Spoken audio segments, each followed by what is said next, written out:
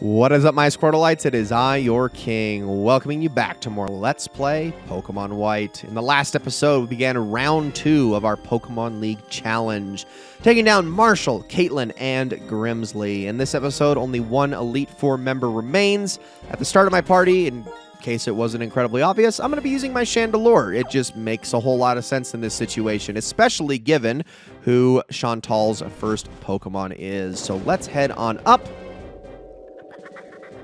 Taken up by the Wisps, and go say hello.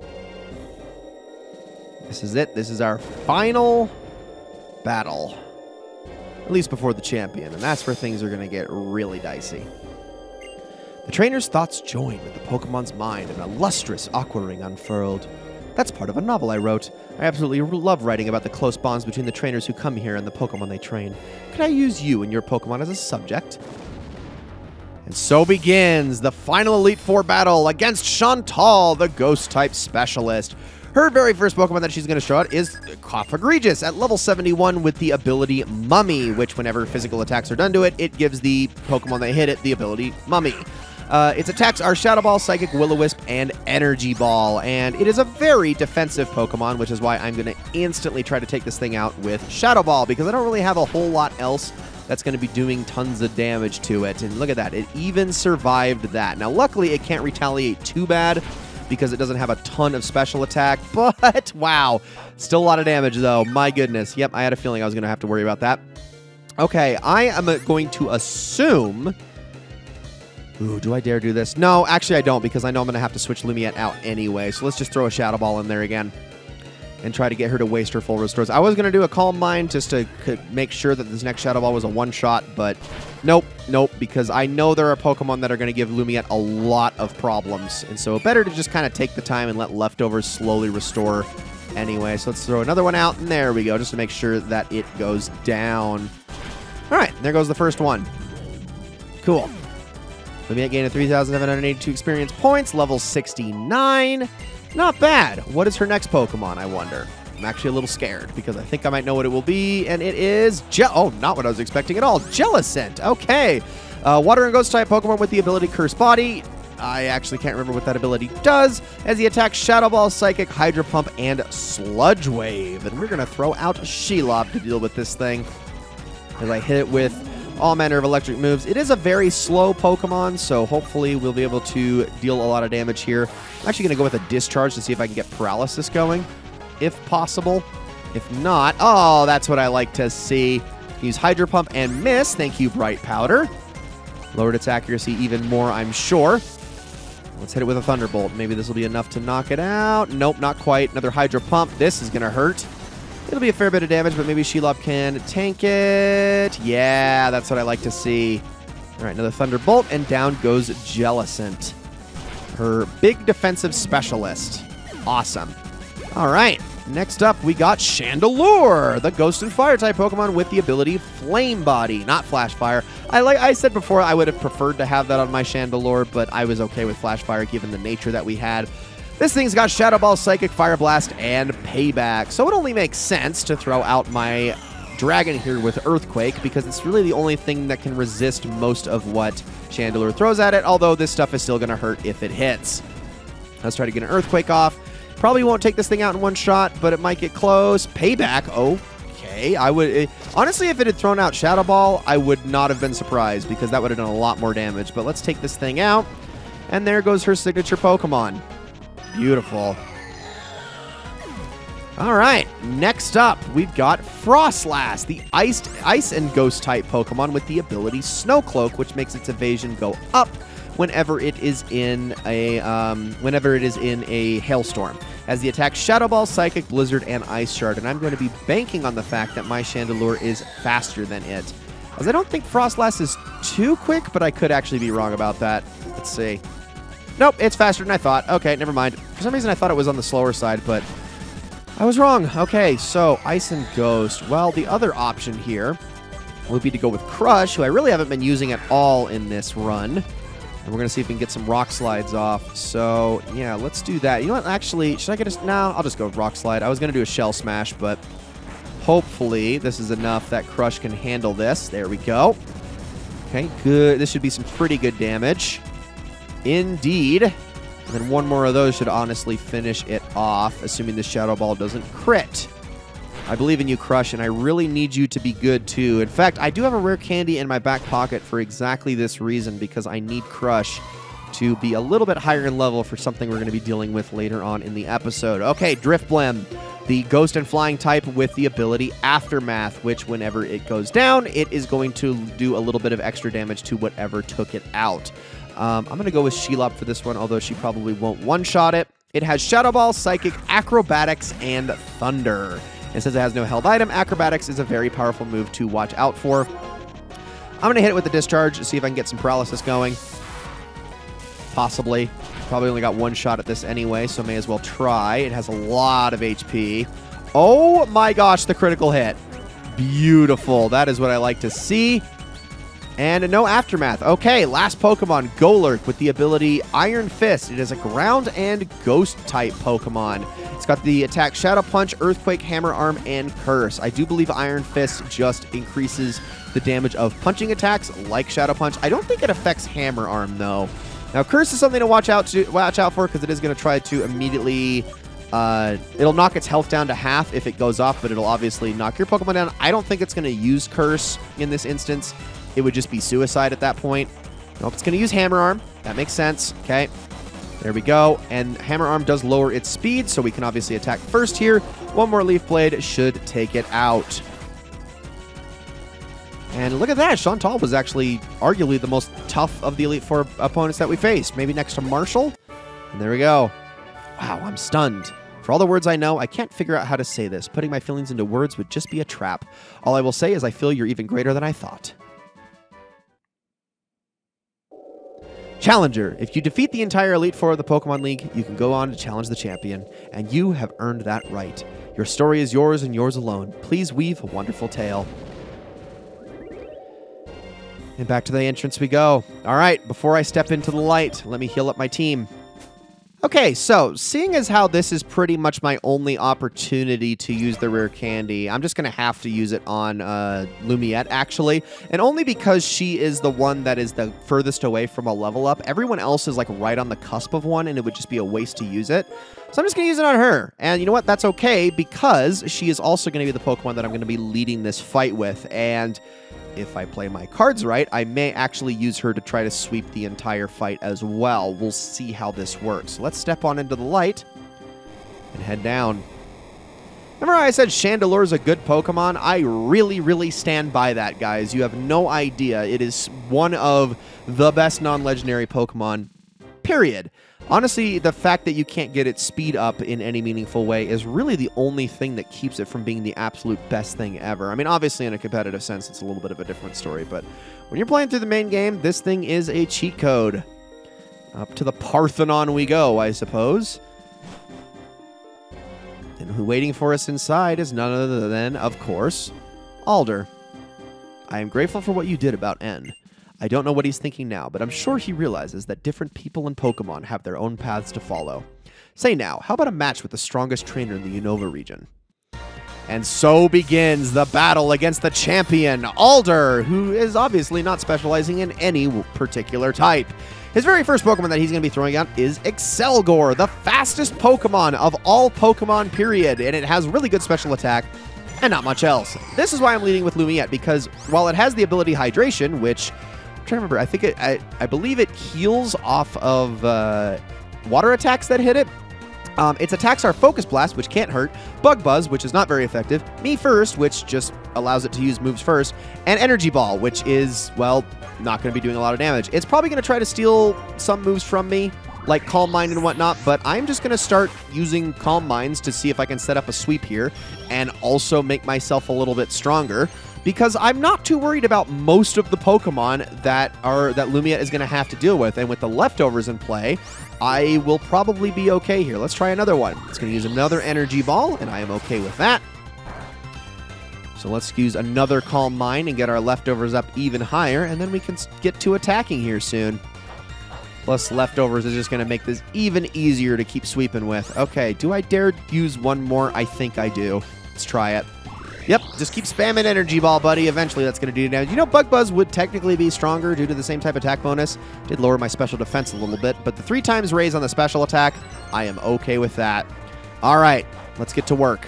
Well, after this leftovers heals me a little bit more, because this is what it's going to be all about. Can I just put my Chandelier here to the test?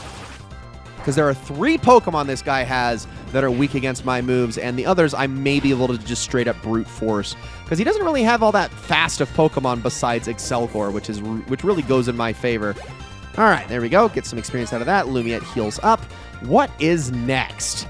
Bouffalant, the, oh my gosh, the normal type Pokemon with Sap Sipper. This thing has Head Charge, Mega Horn, Earthquake, and Stone Edge. So 2 things that are going to hurt a lot if it attacks first. I don't know if it's faster than Lumiette, though. This is what we're going to find out. Flamethrower. Yes! Okay, we should be able to one-shot this thing, no problem. This thing hurts bad if it hits with any of its moves, but luckily I have the craziest special attack in the world, and that was really the only Pokemon I was super worried about. There's one other that's a little bit scary, but it's not nearly as scary as Bouffalant. Next up is Druddigon with the ability Rough Skin with Outrage, Superpower, Night Slash, and Payback, and this is where I'm going to have to get a little bit more creative. Let's throw out a Shadow Ball here. Oh my gosh, am I actually going to just completely sweep him with just Lumiette? That would be kind of funny. It's okay, though, because Alder, you're not even the trainer that I'm the most worried about in this game. Like, don't worry, I was worried about you, but not to the degree that I'm worried about anyone else. Okay, now we have Volcarona. This is where things get a little tricky. Okay, so this is a Bug Fire type. It has Overheat, Quiver Dance, Bug Buzz, and Hyper Beam. Now, obviously, Overheat and Bug Buzz are all it can use to do damage. I could just stick with Lumiette here, but let's give the other members of our team a little bit of something to actually work with here. I'm going to switch to Crush. Now, Crush is obviously the play here because he has this thing has a quad weakness to Rock-type moves, but it still hurts really, really badly. It is a very strong Pokemon, and it's going to get off things like Quiver Dance to make it even stronger, increasing its speed, its special attack, and special defense. Let's see how much Rock Slide does here. Come on, Crush, I believe in you. You probably won't knock this thing out. Oh my gosh, 1 shot at a boy. Gotta give you a chance and an opportunity to do some damage here against the champion, of course. Next up, we got Vanillix, the Ice-type Pokemon with Ice Body that gradually heals over time in the middle of a hailstorm. Now, obviously, Lumiette is the play here. Going with Arthur, Bathory, Naz, these are all bad decisions. This thing has Blizzard, Flash Cannon, a Light Screen, and Acid Armor. But you know what? I'm going to try to lead with Shelob here because Lumiette is the obvious choice here. But I've already used Lumiette quite a bit in this fight. So let's see if we can do some damage here with Shelob really quickly. And if not, I can always go back to Crush and throw out some more Rock Slides. Let's start with a Discharge here. See if we can get some paralysis going. Vanillix has really good special defenses, so it won't do too much damage. And it's also going to be using Light Screen, which is going to make my life even harder. But if I can paralyze this thing, eventually I can be in somewhat okay shape here, and Shelob will have left her mark. There we go. That is what I like to see. Paralyzed and can't move. Okay, so I'm sure it's going to start throwing out blizzards and the like. Let's switch on over to Crush again. Really quickly here. Let's throw a Rock Slide out. It's going to use Blizzard. This is going to hurt a fair bit, but I think he'll be able to handle it, assuming he doesn't absolutely freeze from that. Not very effective. All right, Rock Slide time. Take it out. And we can share the experience between the two of you. Beautiful. All right, only 1 Pokemon remains, and that last Pokemon is, after Shelob levels up, Escavalier, the Bug and Steel-type Pokemon with the ability Swarm, which is kind of like Overgrow. It's a buff to all moves, basically all Bug-type moves when health is below 30%. This thing has X-Scissor, Iron Head, Aerial Ace, and Giga Impact. And for you, I am actually going to use Bathory. Even though, obviously, again, Lumiette is the play here, that Light Screen is still in play, so I'm going to see if I can do some damage with some other things here. And to start, I think I'm going to use Earthquake.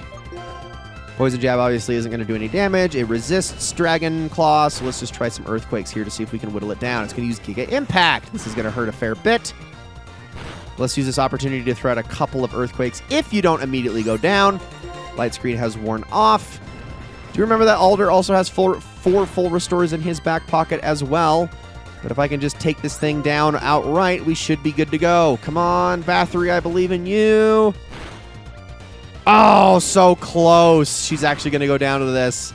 No. You were so good, but unfortunately, she wasn't able to survive that. All right, let's switch to... Do I want to use Naz here? No, I don't think I... Do I? Actually debating on this one. I don't think I do. Arthur's not really the play here either. I mean, it's obviously Lumiette. Screw it. Let's just do it. Let's just finish this fight. I'm trying to give everybody else an opportunity to shine, but nope, this is the obvious choice here. And wow, he didn't even use one of his full restores. All right, Alder. Suppose that makes sense, but Lumiette should hit level 71.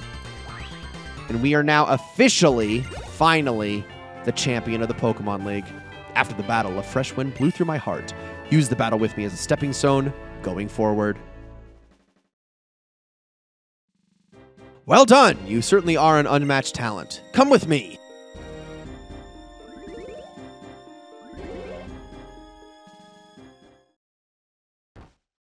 This room is the Hall of Fame. It exists to commemorate the trainers and Pokemon who have demonstrated their stellar strength and kindness of heart.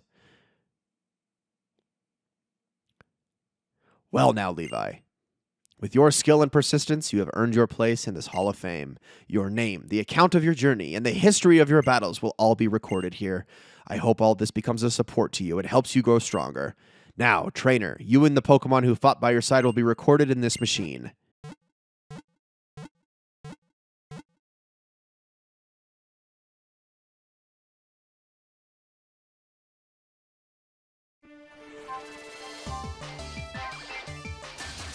And there we are, everybody. Lumiette's in the Hall of Fame. Arthur's in the Hall of Fame. Crush, Bathory, Shelob, everyone's in the Hall of Fame. I can't freaking forget Naz. They're all here. Oh my gosh, I can't believe that this Let's Play is finally coming to an end. We've done it. We've beaten the Pokemon League. That's pretty awesome, but there is still a couple more things left to do now that we are being entered into the Hall of Fame. We actually have 2 more fights ahead of us, but that's for the next episode. Also, I didn't even realize my ID number. That is the roundest trainer ID I have ever had in my entire life. Like, seriously? That's kind of crazy. I've never seen double zeros before. But we are the league champion. Oh my gosh, guys. What a Let's Play. What a game. What a game. I mean, I've already gushed about this one enough, I think. I mean, I do. I love Pokemon White. This is such a fantastic game. I mean, I have always, for the longest time, considered Generation 3 to be my favorite, and I still do. Like, I love Pokemon Emerald so much. It's always been a toss-up, though.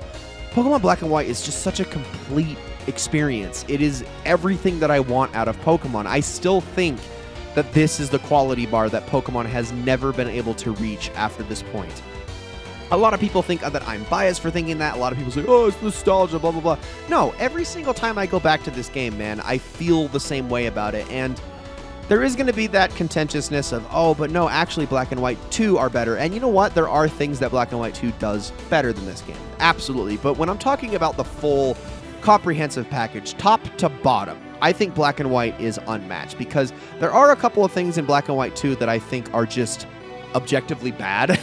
And I can't say that there's anything like that in this game because it just does everything so well. And a lot of that actually does come down to the writing, which has always been the weakest aspect of Pokemon.